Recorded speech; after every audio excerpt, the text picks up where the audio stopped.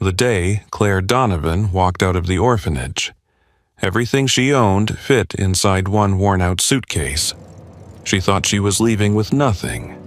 But before the day was over, a lawyer handed her the keys to an old bakery, left to her by a woman she had never met. The bakery looked abandoned.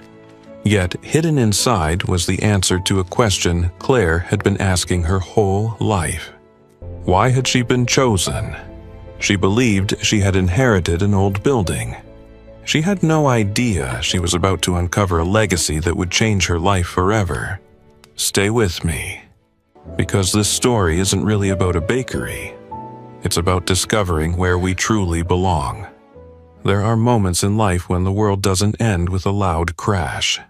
Sometimes, it ends with the quiet sound of a door closing behind you.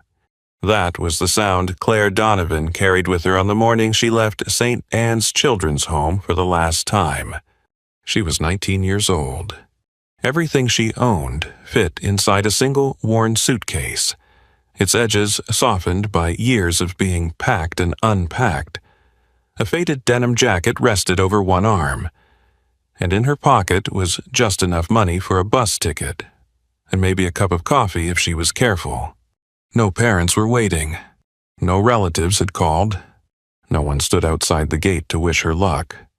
The director hugged her tightly before she left. "You've always had a kind heart, Claire," she whispered, her voice trembling. "Promise me you won't let this world harden it." Claire smiled the best she could.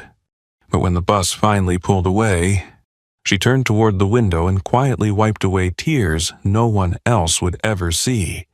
It wasn't fear that made her cry. It was the painful realization that she had nowhere to go, and no place she truly belonged.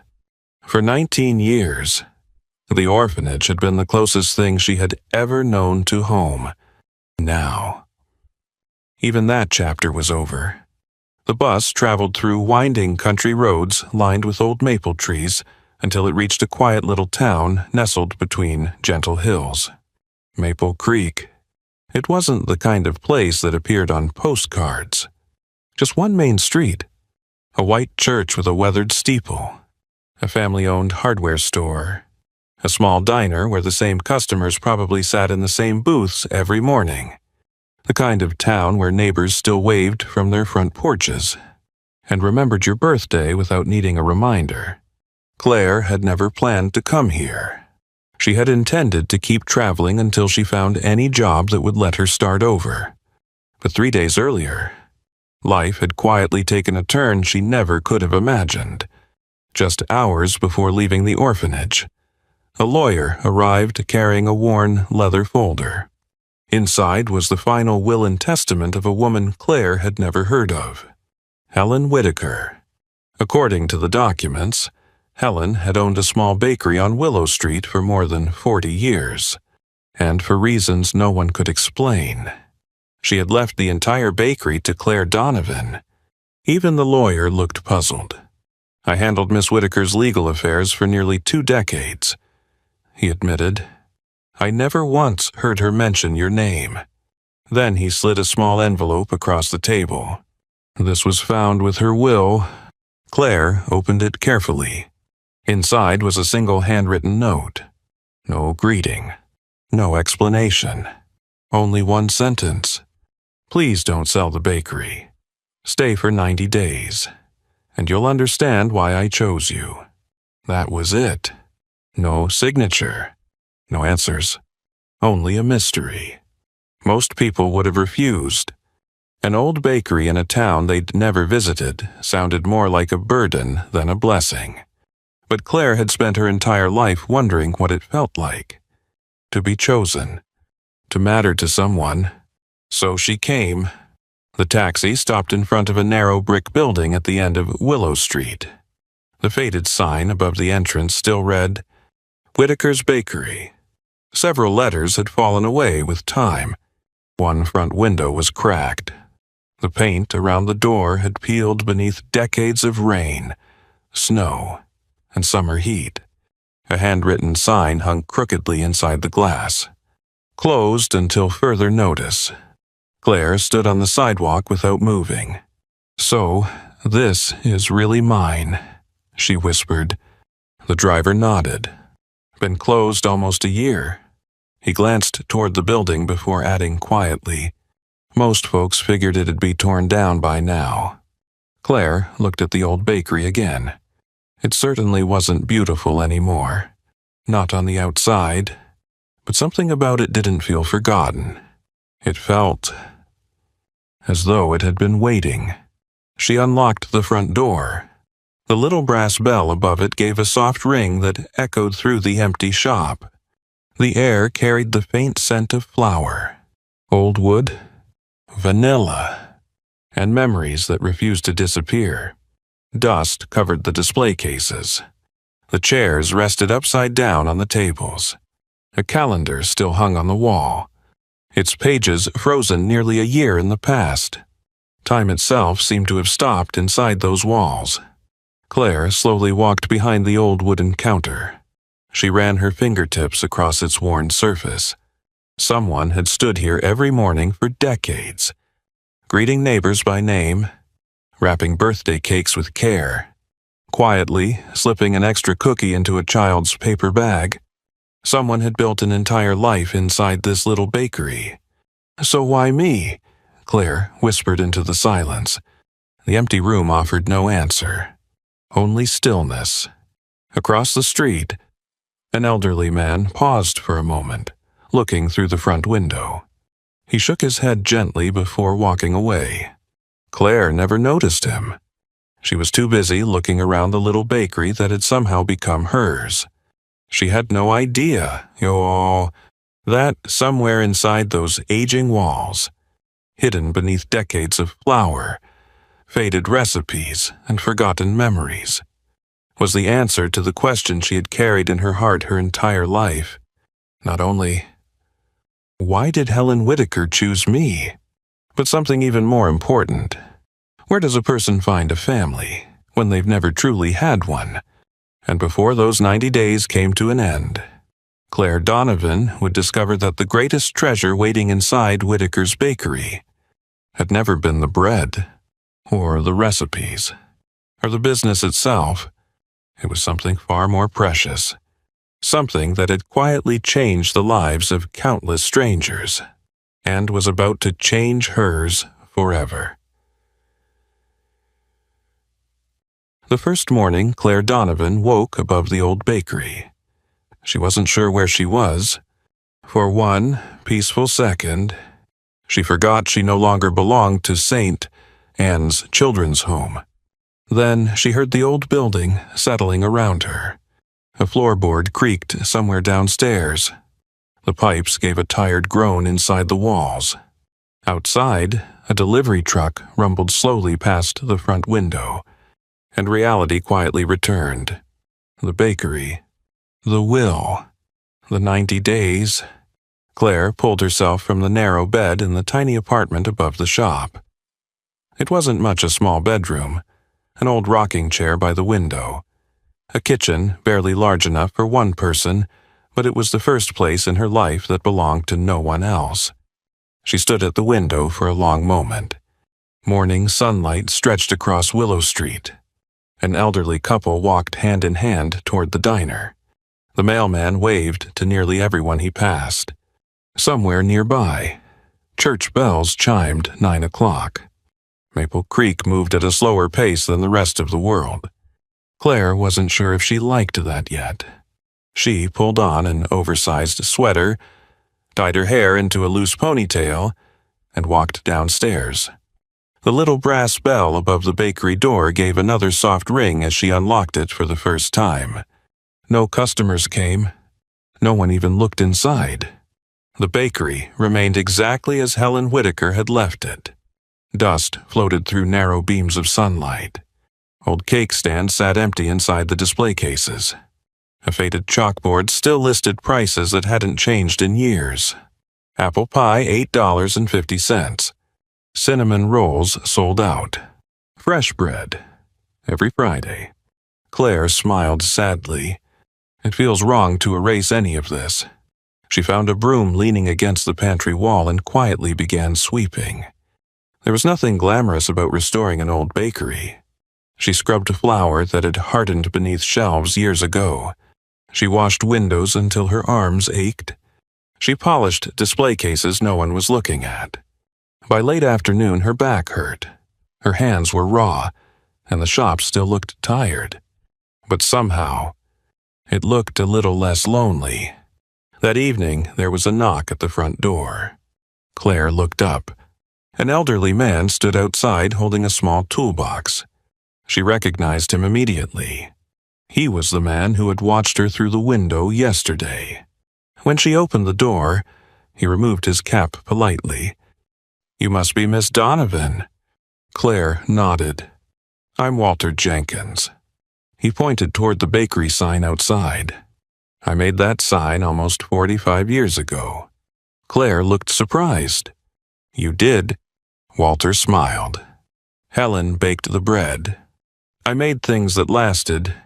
For a moment, neither of them spoke. Walter looked around the bakery quietly.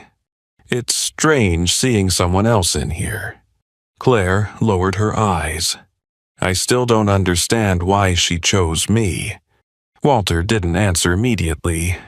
Instead, he walked over to the old display counter and rested one weathered hand upon it. Helen wasn't the kind of woman who explained herself. He chuckled softly. She believed people understood things better when they discovered them on their own. He opened his toolbox. "I noticed your front door sticks. Figured I'd fix it." Claire blinked. "You don't have to." Walter smiled. "I know." But Helen would have. For the next hour, they worked mostly in silence. Walter adjusted the hinges while Claire handed him tools. When he finished, the heavy wooden door swung open effortlessly. "There." He stepped back proudly. "Better than new." Claire reached for her purse. "How much do I owe you?" Walter looked almost offended. "Owe me." He laughed. "Helen never charged me when my wife couldn't afford birthday cakes? I suppose this makes us even."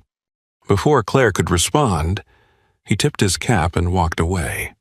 She stood in the doorway, watching him disappear down Willow Street. It was the first kindness anyone outside the orphanage had ever shown her. The next few days passed much the same way. She cleaned, sorted old pans, organized shelves, threw away boxes that had collapsed with age. Then she discovered something unexpected. Inside nearly every cabinet, she found handwritten notes, not recipes, little reminders. "Mrs. Collins likes extra cinnamon. Don't forget Tommy's birthday cake on Tuesday. Save the first loaf for Pastor Reed." Each note was written in Helen's careful handwriting. Claire found herself smiling more often than she realized. The bakery suddenly felt less like a building, and more like a conversation that had simply paused. One rainy afternoon, while cleaning beneath the old cash register, she noticed a photograph wedged between two floorboards. It showed Helen standing outside the bakery nearly 30 years earlier. Children surrounded her. Each one held a cookie almost as big as their face. On the back, someone had written, "Kindness always rises." Claire stared at the words for a long time. She slipped the photograph carefully into her pocket. Late that evening, she finally stepped into the bakery kitchen. It was the heart of the building. Or at least, it had been. The enormous cast-iron oven filled one entire wall. Its surface was dark with age. Wooden mixing bowls lined dusty shelves. Copper measuring cups still hung neatly from tiny hooks. Everything was exactly where Helen had left it. Claire gently ran her fingers across the old countertop. "I don't even know how to bake," she admitted with a nervous laugh. She searched through drawers until she found an old recipe book. Its leather cover had cracked with time. The pages smelled faintly of vanilla. The first recipe wasn't pie, or bread, or cookies. Instead, tucked inside the front cover, was a folded note. It read, "If you're reading this, welcome." Claire's heartbeat quickened. She unfolded the paper completely. "The recipes will teach you how to bake. The people of Maple Creek will teach you everything else." There was no signature. She smiled despite herself. "Helen." The woman felt strangely present, not like a ghost, more like someone whose kindness had soaked into every wooden shelf and every worn countertop. Claire turned the page. The recipes were beautifully handwritten. Apple pie, honey bread, blueberry muffins, cinnamon rolls. Each one included tiny notes in the margins. Best on rainy mornings. Mrs. Carter always preferred less sugar. Bake this when someone has forgotten how to smile. Claire laughed softly. I didn't know recipes could sound like letters. For the first time since arriving, she wasn't thinking about being alone. She wasn't thinking about the future. She was simply reading, learning, beginning. As she lifted the heavy recipe book from the counter, she noticed something strange. The book had been resting on a wooden panel that looked slightly newer than the surrounding countertop. She frowned. That's odd. Curious. She pressed gently against it. Nothing happened. She tried again. Still nothing.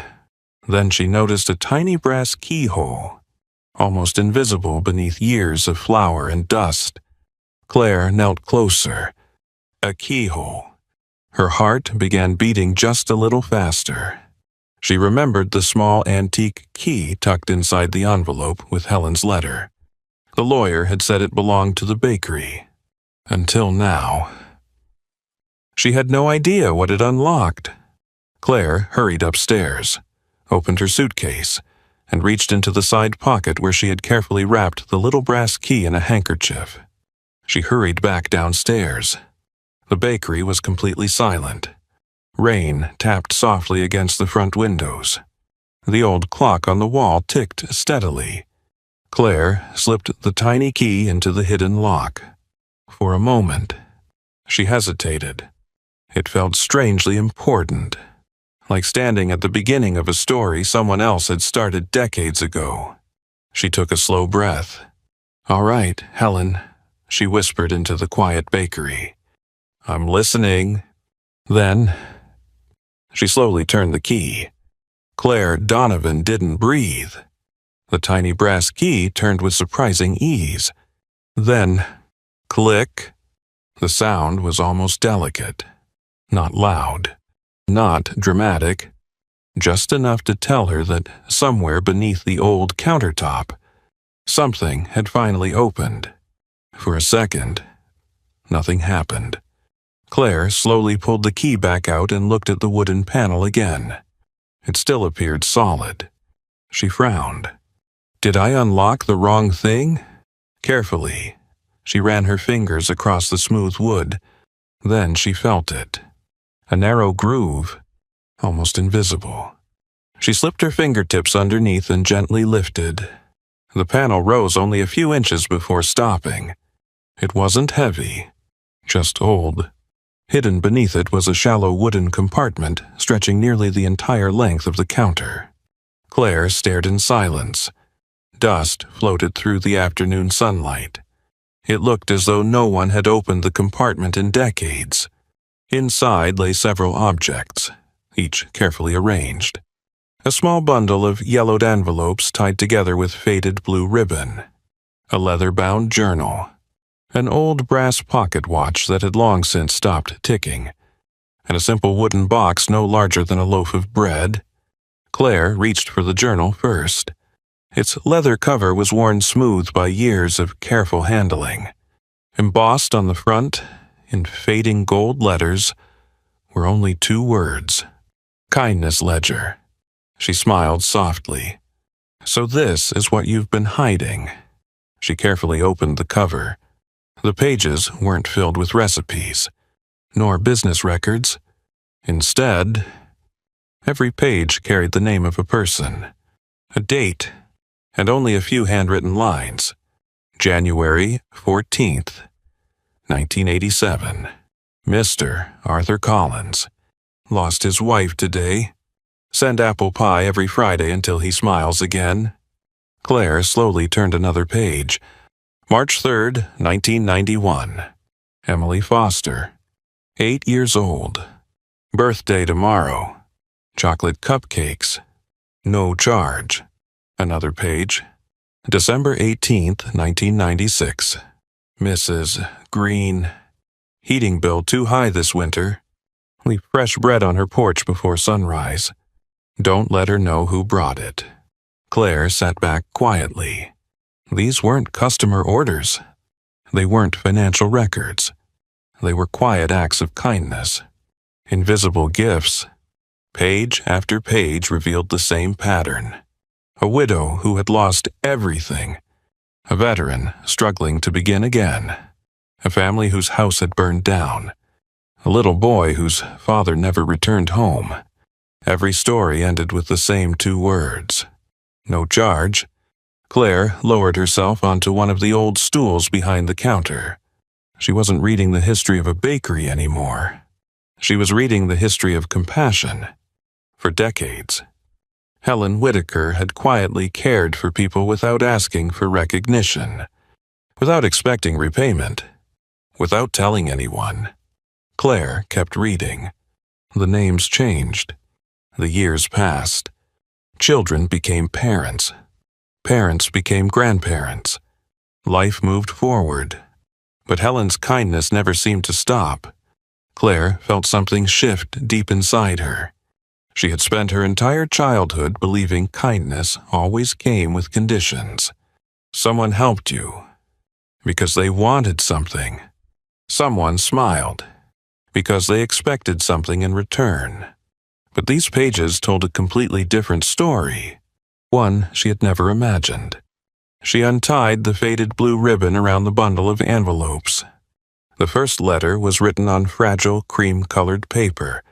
Dear Miss Whitaker, you never knew this, but the bread you left on our porch every Tuesday kept my children from going hungry after my husband passed away. I tried many times to repay you. You always smiled and said the debt had already been paid by someone before me. I never understood what you meant. Maybe one day I will. Claire carefully folded the letter, then opened another. Helen, you probably don't remember the little boy who swept your sidewalk every Saturday after school. I own a construction company now. Whenever I repair a roof for someone who can't afford it, I think of you. You taught me that kindness is the only investment that never loses value. Claire closed her eyes for a moment. Her vision blurred slightly. Not because she was crying. Not yet. But because no one had ever described the world this way before. She reached for the small wooden box. Unlike everything else, it had no label. No lock. No carving. She gently lifted the lid. Inside rested a single photograph. It showed Helen Whitaker standing outside the bakery many years earlier. Around her stood a group of laughing children, each holding a warm cinnamon roll dusted with sugar. Helen's smile was gentle, peaceful, the kind of smile that made people feel safe. Claire turned the photograph over. Written neatly across the back were 7 simple words. Every child deserves to feel chosen. Claire stared at them. Chosen. The word echoed quietly through her heart. Her entire life, she had wondered what it felt like. At St. Anne's, she had watched families arrive every few weeks. Children would brush their hair, put on their nicest clothes. Hope. Some left forever. Others waited for another chance. Claire had stopped hoping long ago, year after year. She watched the front gate open for everyone else, until eventually, she stopped looking toward it at all. The photograph trembled ever so slightly in her hands. I know that feeling, she whispered. Just then, the little brass bell above the bakery door rang. Claire quickly looked up. An elderly woman stepped quietly inside. She wore a soft blue sweater and leaned gently on a wooden cane. "I'm sorry," she said with a warm smile. "I thought the bakery was still closed." Claire returned the smile. "It is." The woman looked around the shop with unmistakable affection. "I haven't been in sight since Helen passed." Her eyes lingered on the old display cases. "I've missed this place." Claire hesitated. "Were you two friends?" The woman chuckled softly. "My dear, everyone in Maple Creek was Helen's friend." She slowly walked toward the counter, then stopped. "You must be the young woman she chose." Claire nodded. "I still don't understand why." The woman grew quiet. "You know, there was something Helen always used to say." Claire waited. The woman smiled, as though she could still hear Helen's voice. "The world doesn't change because a few people do extraordinary things. It changes because ordinary people keep choosing kindness, especially when no one is watching." Silence settled gently across the bakery. The woman reached into her purse and laid a $5 bill on the counter. "I know you're not open yet, but when you bake your very first loaf, I'd like to be your first customer." Claire shook her head. "I can't take your money." The woman pushed it back toward her. "It isn't for bread." She smiled warmly. "It's for hope." With that, she quietly turned toward the door. The little brass bell rang once more. Then she was gone. Claire looked down at the counter. Beside the $5 bill, the woman had left something else. A folded newspaper clipping. Curious. Claire opened it. The paper was old and yellowed. Across the top was a bold headline. "Local baker saves children's home from closure." Claire's heartbeat quickened. She read the first few lines. The article described how an anonymous donation had saved St. Anne's Children's Home from shutting down nearly 30 years earlier. Then one sentence caught her attention. Although many suspected Helen Whitaker was responsible for the donation, she refused to confirm or deny the story. Claire froze. St. Anne's. Her orphanage. She slowly lowered the newspaper. The quiet bakery suddenly felt different. More personal. Could this really be a coincidence? Or had Helen Whitaker's life crossed paths with hers? Long before either of them knew it, Claire looked back toward the hidden compartment beneath the counter. For the first time, she wasn't searching for answers about the bakery. She was searching for answers about herself. And somewhere deep inside, she could feel the truth beginning to unfold. Helen Whitaker hadn't simply left her a bakery. She had left behind a trail. One quiet act of kindness at a time. Claire Donovan didn't sleep much that night. The newspaper clipping lay on the little kitchen table upstairs beside Helen Whitaker's handwritten note. Every few minutes, she looked at them again. The orphanage. The anonymous donation. The bakery. None of it made sense. If Helen had been helping St. Anne's Children's Home for decades, why had she never visited? Why had she never introduced herself? And why leave everything to one girl who had never even known her name? Questions filled the silence long after the town had gone to sleep. By sunrise, Claire had made up her mind. If the answers existed, they were somewhere in Maple Creek. The following morning, she carried Helen's kindness ledger under her arm and walked to the public library. It was a modest brick building just off the town square, with flower boxes beneath every window and a bell above the front door that sounded almost as old as the bakery's. Inside, rows of worn wooden shelves stretched toward the back of the room. The scent of old paper filled the air. Behind the front desk stood a man in his early 60s arranging returned books. He looked up over his reading glasses. "You must be Claire." She smiled politely. "I've become that easy to recognize." He laughed. "In Maple Creek, You became local news the moment you unlocked Helen Whitaker's front door. He extended his hand. I'm Noah Brooks, the town librarian. I knew Helen for nearly 30 years. Claire's heart skipped. You knew her. I did. Everyone thought they knew Helen. He smiled gently. The truth is, I'm not sure anyone ever knew all of her. Claire placed the newspaper clipping and the ledger on the desk. I think she helped my orphanage. Noah adjusted his glasses before reading the faded article. After a long silence, he nodded slowly. I always suspected, but Helen never talked about the people she helped. She believed kindness lost something the moment it became a story people told about themselves. Claire lowered her eyes. She never wanted credit. No, she wanted people to feel dignity. Those words stayed with Claire. Not gratitude, not recognition. Dignity. There was a difference. For the next 2 hours, Noah helped her search through old newspaper archives. Helen's name appeared only a handful of times. Never for awards, never for charity. Mostly small community notices. Whitaker's Bakery donates bread during winter storm. Local baker provides Thanksgiving meals. Annual Christmas Cookie Day returns. Simple headlines. Nothing remarkable. Yet, the deeper Claire looked, the more one pattern became impossible to ignore. Every time someone in Maple Creek faced hardship, Helen somehow appeared nearby. Quietly, without cameras, without speeches, without anyone asking. Claire finally looked up. Did she ever stop helping people? Noah smiled sadly. I don't think she knew how.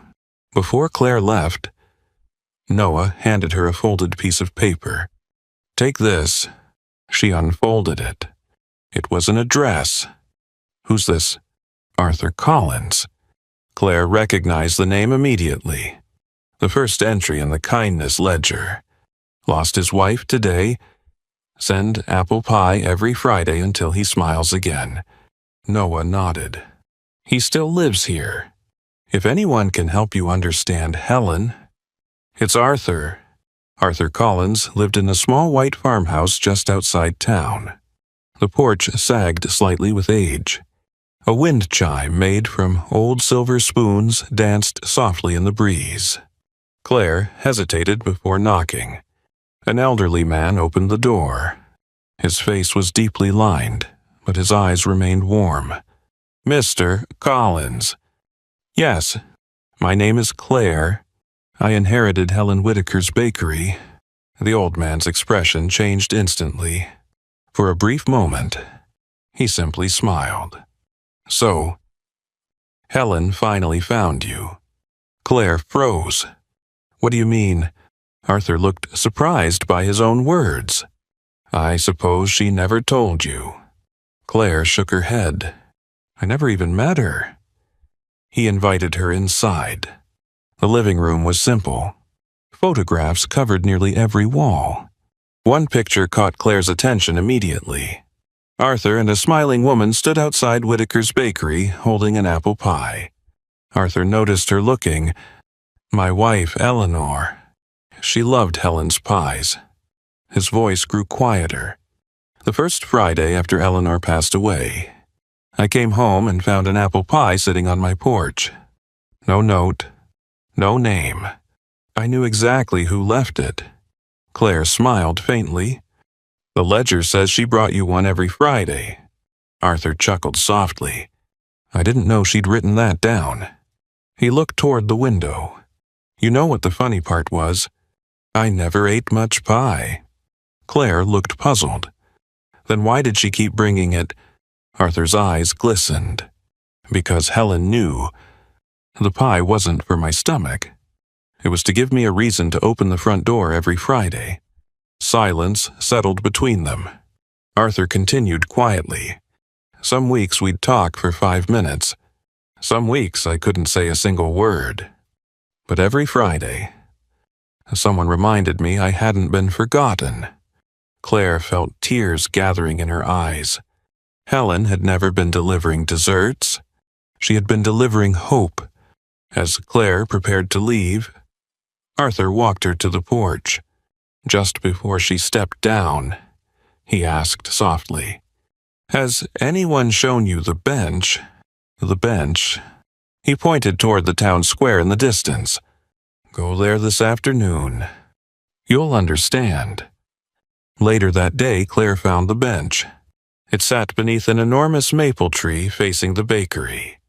A small bronze plaque was fastened to the backrest. She brushed away fallen leaves and read the inscription. "In loving memory of Helen Whitaker. She taught this town that no one should ever carry life's burdens alone." Claire slowly sat down. For the next hour, people passed by. A mail carrier, 2 schoolchildren, an elderly couple, a young mother pushing a stroller. Almost every person paused beside the bench. Some touched it gently. Some smiled. Some simply sat for a moment before continuing on. None of them seemed to realize someone was watching. It wasn't a memorial. It was a habit, a quiet way of remembering the woman who had quietly remembered everyone else. Claire looked across the street toward Whitaker's bakery. For days she had believed she had inherited an old business. Now, she wasn't so sure. Perhaps Helen had never intended to leave behind a bakery at all. Perhaps she had left behind a promise that someone would keep the light on, keep the oven warm, keep the door unlocked, so that whenever life became too heavy for someone to carry alone, there would always be one place in Maple Creek where they would be welcomed with kindness. As the afternoon sun settled across the town square, Claire whispered something she hadn't expected to say. "I'm beginning to understand. Not why Helen had chosen her. Not yet. But why this little bakery had mattered so much. And for the first time since stepping off that bus, Claire stopped wondering whether she belonged in Maple Creek. Instead, she began wondering how she could become the kind of person Helen Whitaker had believed she already was. The next morning, Claire Donovan unlocked the bakery before the sun had fully risen.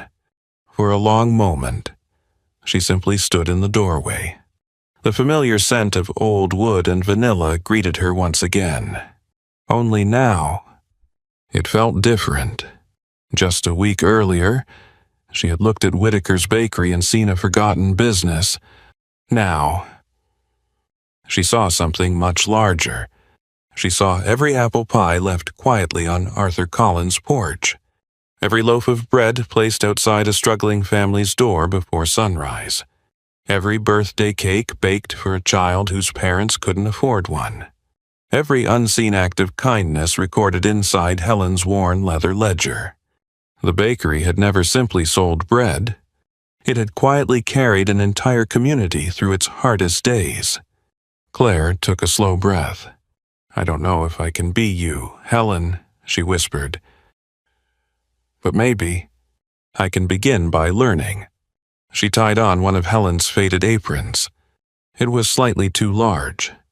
The fabric smelled faintly of flour and cinnamon, as though decades of baking had become part of the cloth itself.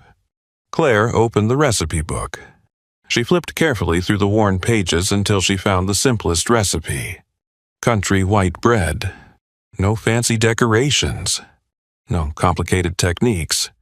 Just flour, water, yeast, salt, and patience. She smiled nervously. Let's not burn the building down. The first attempt wasn't encouraging. She measured too quickly, added too much flour, forgot how long the dough needed to rise. By lunchtime, what came out of the oven looked more like a brick than a loaf of bread. Claire stared at it, then laughed. It was the first genuine laugh she'd had in days. "I don't think even the birds would eat this." She placed the loaf on the counter anyway, a reminder that every beginning looked awkward. She tried again and again. The second loaf collapsed in the middle. The third was so dry it nearly crumbled apart. The fourth looked promising, until she realized she had forgotten the salt. By late afternoon, flour covered nearly every surface in the kitchen. Claire's cheeks carried streaks of white where she had absent-mindedly brushed away loose strands of hair. She looked exhausted, but she refused to quit, because for the first time in her life, failure didn't feel like rejection. It felt like learning. Just before sunset, the little brass bell above the front door rang. Claire hurried out from the kitchen. Walter Jenkins stood there holding a paper sack. "I smelled bread." Claire laughed awkwardly. "You must have an excellent imagination." Walter looked toward the kitchen. "I've been smelling burnt flour since lunchtime." Claire buried her face in her hands. "It was that obvious." "Oh, absolutely." He smiled kindly. But Helen's first bread wasn't much better. Claire looked up. "It wasn't." Walter chuckled. "Her first pie exploded." Claire blinked. "Exploded. Covered half the kitchen." He laughed so hard his shoulders shook. Helen used to say the only thing worse than bad baking was giving up after bad baking. Claire couldn't help laughing with him. Walter held up the paper sack. "I brought supper."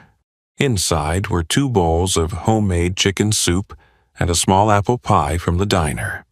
"I figured you'd forgotten to eat." Claire's smile slowly faded into something softer. "You didn't have to." "I know." Walter looked around the empty bakery. "But somebody once did the same thing for me."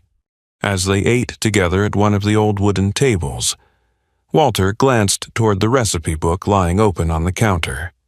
"You know why Helen never locked that cookbook away." Claire shook her head. "Because she believed recipes weren't secrets. They were gifts." He took another spoonful of soup. The real secret wasn't how she baked. It was how she remembered people. Claire thought about Arthur, about the old woman who had left $5 on the counter, about the children in the faded photograph. Maybe Walter was right. Maybe anyone could learn to bake. But remembering people, that was something entirely different. The following morning, Claire made a decision. Instead of waiting until she felt ready, she would open the bakery. Not officially, just for a few hours. The display cases were still mostly empty. Only 6 small loaves of bread rested on the shelves. None of them were perfect. Some leaned slightly to one side. Others were darker than they should have been. Claire made a little handwritten sign. "Fresh bread today. Please be patient. I'm still learning." She taped it to the front window. Then she unlocked the door. For nearly an hour, no one came. Claire pretended to dust the shelves while secretly watching every person who walked past. Most smiled politely. Some waved. But they kept walking. She couldn't blame them. Why would anyone buy bread from a girl who had never baked professionally? Then, just after 10 o'clock, the little brass bell rang. The elderly woman with the blue sweater stepped inside. The same woman who had left the $5 bill. She smiled. "I see you've opened." Claire smiled back. Only a little. The woman walked slowly toward the display case. "I'll take 1 loaf." Claire hesitated. "I should warn you, it may not be very good." The woman laughed. "My dear." "I'm not buying the bread." Claire looked confused. "I'm buying your courage." Claire carefully wrapped the loaf in brown paper. The woman handed her the same $5 bill she had left a few days earlier. "This time," she said with a wink, "I'm actually buying something." As she reached the door, she paused. "Oh, one more thing." She broke the loaf in half, then walked outside, through the front window. Claire watched her cross the street and hand half the bread to an elderly man sitting alone on a bench. The two of them smiled, then began talking. Claire stood perfectly still. The bread had become an excuse, just like Arthur's apple pie. It had never really been about food. Word spread quickly through Maple Creek, not because the bread was extraordinary. It wasn't.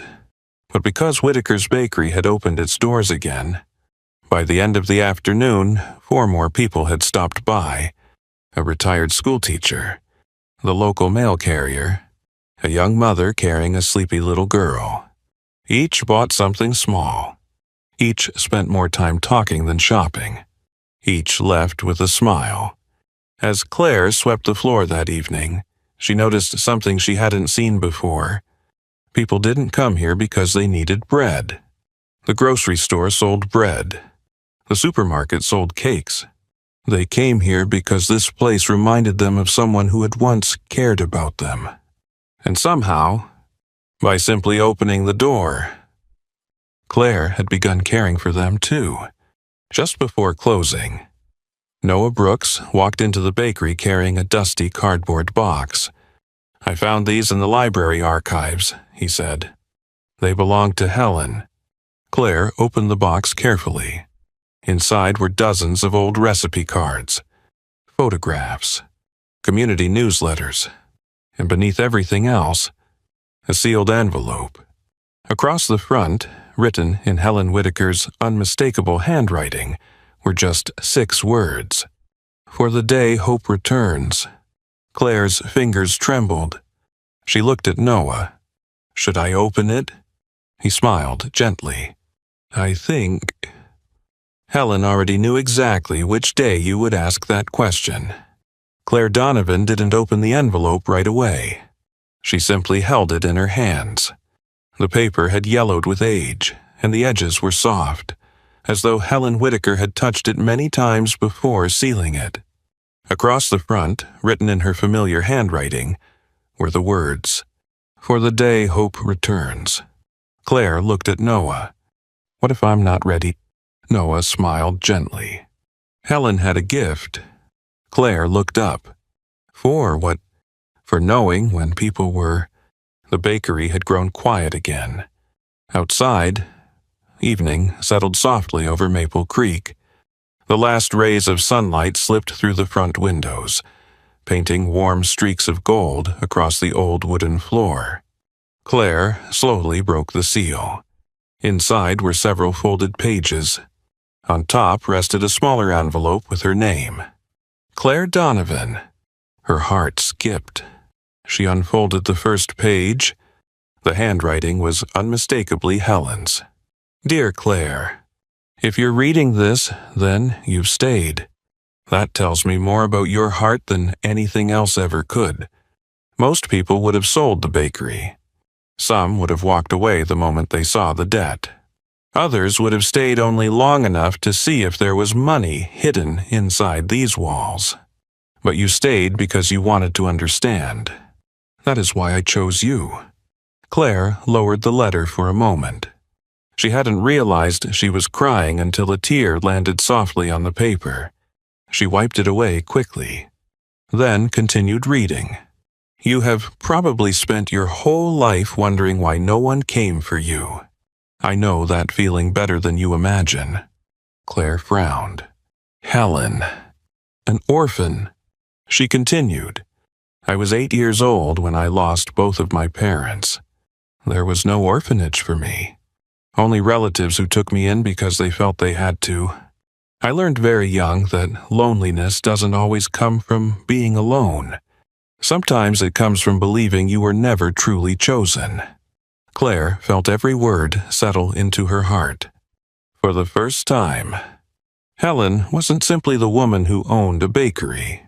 She was a little girl who had once carried the same emptiness. The letter continued. "Many years later, after the bakery finally began to succeed, I promised myself one thing. No child in this county would ever feel forgotten if I could help it.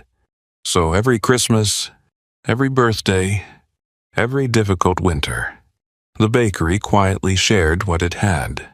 Sometimes it was bread. Sometimes it was money.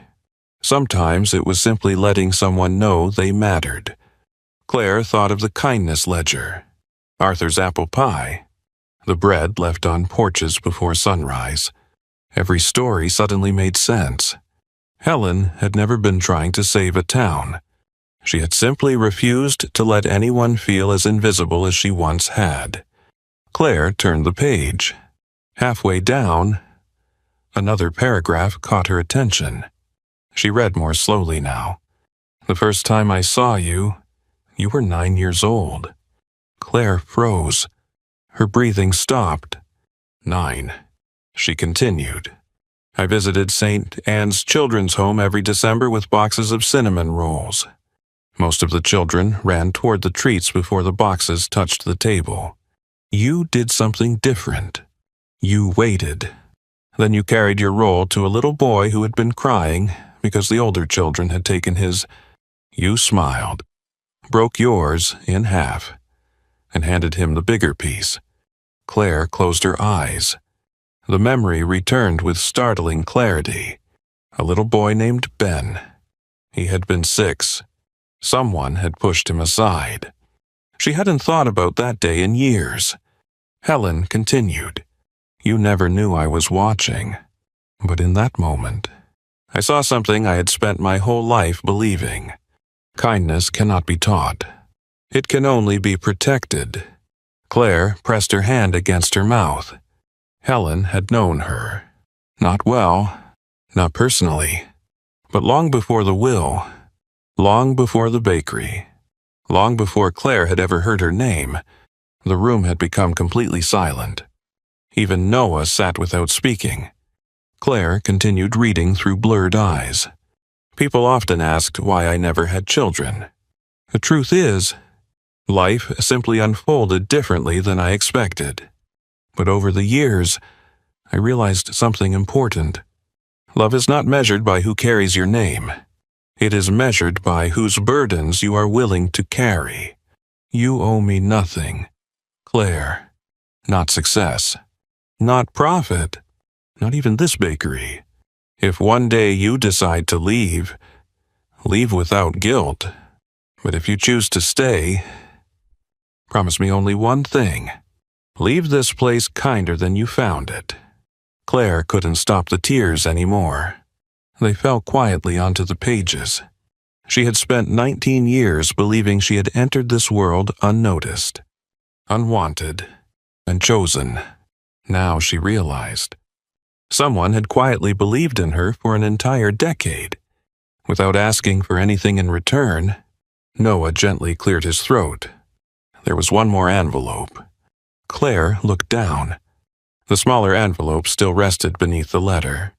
Her own name written across the front. With trembling hands, she opened it.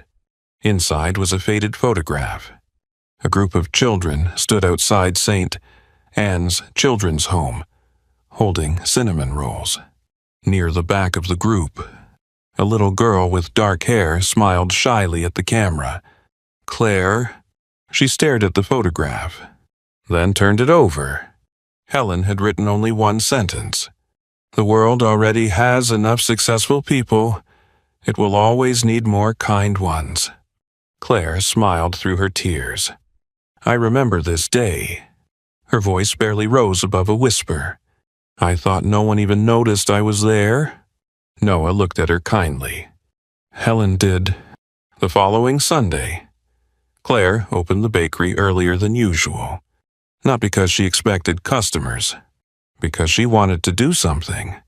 She mixed flour, water, yeast, salt. Then she opened the kindness ledger to a fresh blank page. For a long time, she simply stared at it. Finally, she picked up Helen's old fountain pen.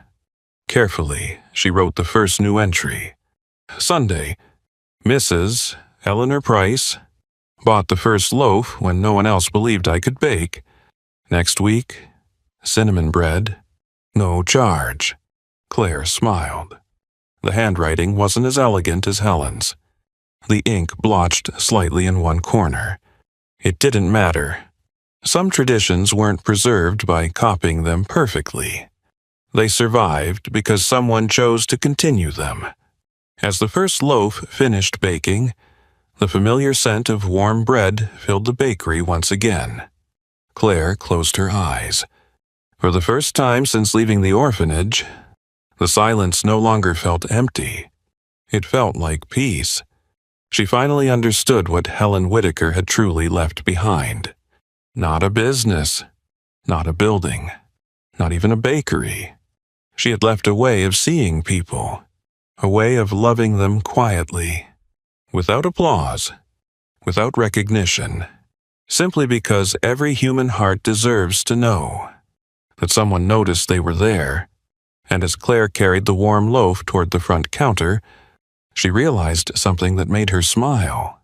19 years ago, she had been the little girl waiting for someone to choose her.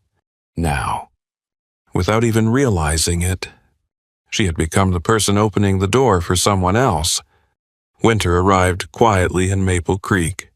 The maple trees that had glowed with fiery reds and golds only weeks before now stood bare against pale gray skies. Inside Whitaker's bakery, the ovens were warm again. Every morning, before sunrise, Claire Donovan unlocked the front door, tied Helen's old apron around her waist, and began kneading dough while the rest of the town was still asleep. The little brass bell above the entrance had become part of her mornings. Its gentle chime no longer echoed through an empty room. Now it welcomed neighbors, friends, stories, life. It amazed Claire how quickly a place could feel alive again. Not because the walls had changed, because the people had returned. The kindness ledger continued to grow. Every week, Claire added another page. Sometimes the entries were simple. Tuesday, Mr. Walter Jenkins. His birthday next week. Apple pie. No charge. Thursday, Mrs. Eleanor Price. Her grandson coming home from college. Extra cinnamon rolls. Saturday, a little boy named Liam. First day at his new school. 1 chocolate cookie. No charge. She never copied Helen's words. She wrote her own, but the spirit behind them remained the same. Quiet, gentle, unseen. And somehow, that seemed to matter more than ever. One snowy afternoon, a black SUV stopped outside the bakery. Several people looked through the front window before stepping inside. The man leading them wore an expensive coat and polished shoes that looked strangely out of place on Maple Creek's snowy sidewalks. "My name is Richard Lawson," he said, offering a business card. "I'm representing Crescent Development." Claire recognized the name immediately. The company that had spent months trying to purchase the entire block, including the bakery. Richard smiled politely. "We're prepared to make one final offer." He placed a folder on the counter. Inside was a check. The amount made Claire catch her breath. It was enough money to change her life forever. Enough to buy a house, travel, go to college, never worry about bills again. Richard folded his hands. "You've done wonderful work bringing this place back. But imagine what you could do with a fresh start." Claire looked around the bakery. The old wooden shelves, the flour-dusted counter, Helen's faded recipe book, the kindness ledger resting beside the register. For just a moment, she imagined saying yes. No more struggling, no more worrying about money, no more wondering if each month would somehow work out. Then the little brass bell above the door rang. Arthur Collins walked inside carrying his usual newspaper. Behind him came Walter. Then Eleanor Price. Within minutes, several more familiar faces entered, laughing quietly as snow melted from their coats. Richard looked around. "They all come here every day." Claire smiled. Not every day. She looked at the people greeting one another like family. Only when they need each other, Richard remained silent. Claire slowly slid the check back across the counter. "I'm sorry. I can't sell." He seemed genuinely surprised. "Even at that price?" Claire nodded. "Because you aren't buying a building." She looked around once more. "You're asking me to sell a promise?" For a long moment, Richard said nothing. Finally, he closed the folder. "I hope you never regret this." Claire smiled softly. "I don't think I will." Christmas arrived with the first heavy snowfall of the season. The bakery windows glowed with warm golden light. Fresh wreaths hung beside the front door. The scent of cinnamon, butter, and fresh bread drifted all the way onto Willow Street. A handwritten sign stood beside the register. "If today has been difficult, take a loaf of bread. Someone has already paid for it." No names. No questions. Just as Helen would have wanted. Claire never discovered who started leaving money in the small wooden box beside the sign. Sometimes it was $5, sometimes $20, occasionally $100. Whenever the money ran low, someone quietly added more. It became Maple Creek's secret, one no one ever talked about. A few days before Christmas, Noah arrived carrying another box from the library archives. "I found one last thing." Inside was an old guest book from the bakery's 40th anniversary. People had written short messages to Helen. Claire turned the pages slowly. Then she stopped. One message had been written in childish handwriting. The letters were uneven. Some words were misspelled. It read, "Thank you for the cinnamon roll.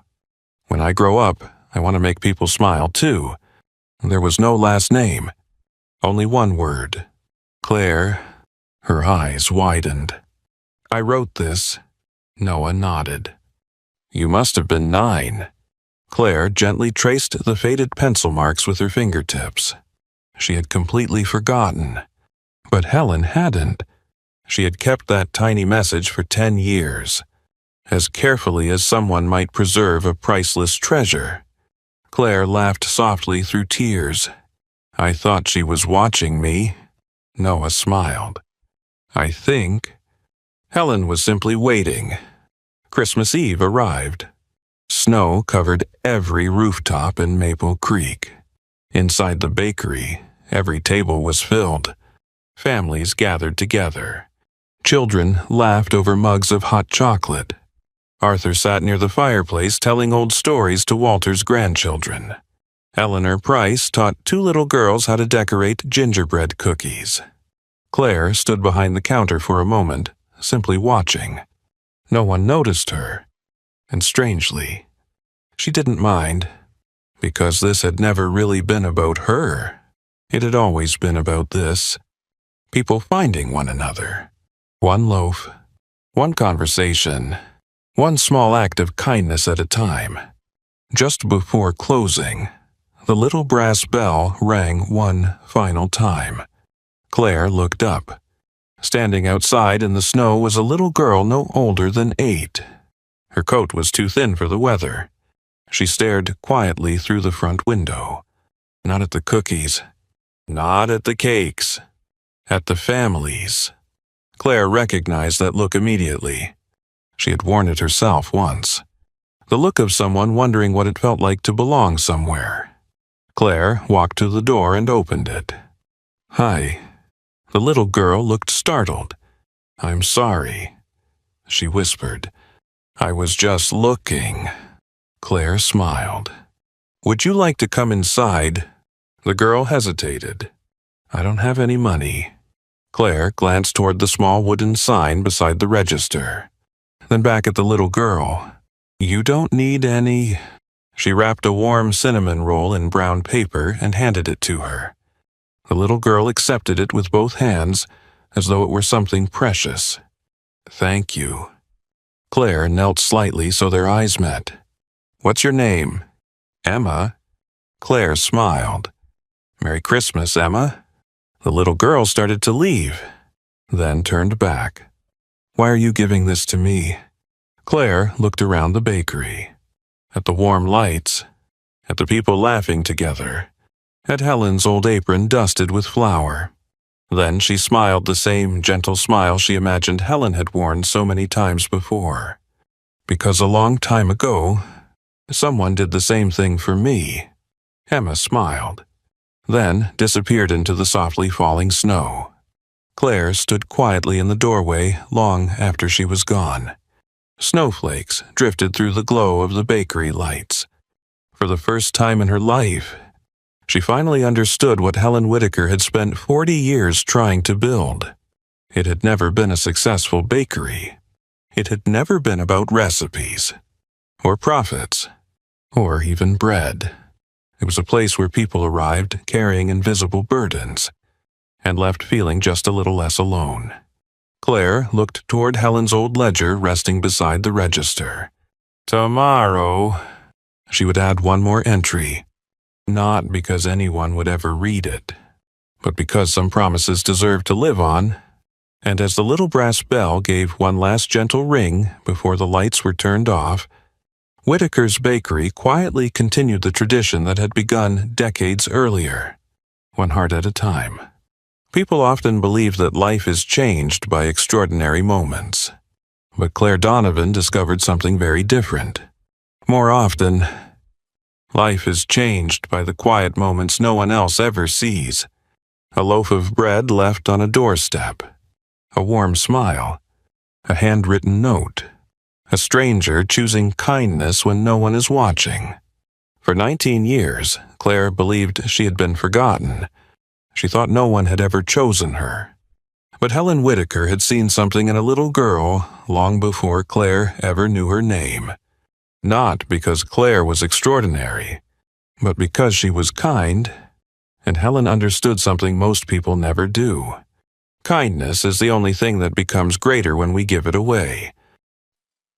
Late on Christmas Eve, after the bakery had grown quiet, Claire opened the kindness ledger one last time. She turned to a blank page and picked up Helen's old fountain pen. Slowly, she wrote, December 24th. Emma needed a warm cinnamon roll, needed to know she mattered. No charge. Claire smiled as she closed the book. Another story had begun. Another small act of kindness had found its place. Just then, the little brass bell above the bakery door rang. Emma stood outside holding the cinnamon roll Claire had given her. Beside her was a little boy. Without saying a word, Emma broke the cinnamon roll into 2 equal pieces and handed him half. Claire stood perfectly still. Years earlier, a little girl at St. Anne's Children's Home had done exactly the same thing. Helen had seen it. Now Claire was seeing it too. In that quiet moment, she finally understood. Helen had never left her a bakery. She had left her a legacy. People still ask what made Whitaker's Bakery so special. Some say it was the bread. Others insist it was the cinnamon rolls. But those who truly knew Helen always smiled at that question, because the secret ingredient was never found in a recipe. It was kindness, shared quietly, passed from one heart to another, generation after generation. Before you leave today, think about someone whose kindness changed your life. Perhaps they never knew the difference they made. If you'd like, tell us their story in the comments. Someone reading your words may find the hope they need today. As Claire turned off the lights and locked the bakery door, the little brass bell gave one final, gentle ring. Not as a goodbye, but as a reminder. Somewhere, someone is still waiting for a small act of kindness. And perhaps the next person to offer it will be you.